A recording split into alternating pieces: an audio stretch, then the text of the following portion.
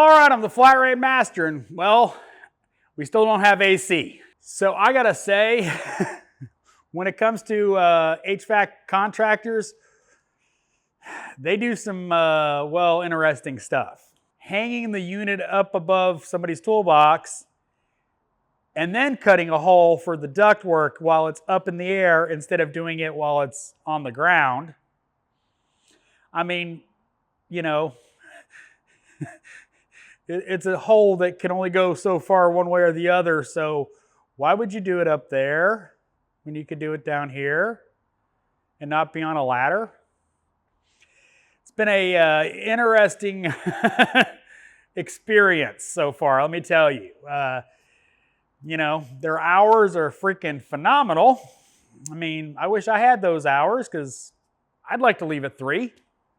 Maybe that is the career for you because, banker's hours and make buttloads of money apparently, but from what they act and drive like, I don't think so. But anyway, the condenser coils, 2 of them were back ordered. They've came in today and they're on the roof, and that's pretty much as far as they got.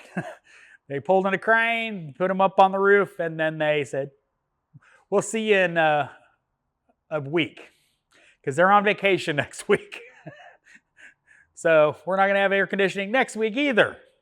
Luckily for us, it hasn't been too bad as far as temperatures, but the front office had a little problem because they were running gas lines.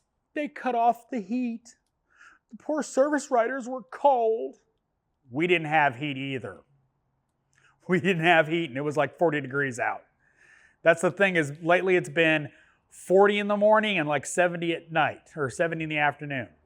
And like, I was like, oh, we didn't have heat either. But poor service riders, they were cold. Because, our heaters are gone. Our waste oil heaters are gone, so we literally don't have anything other than fans. We did reinstall the fans, but that's all we got in here, so.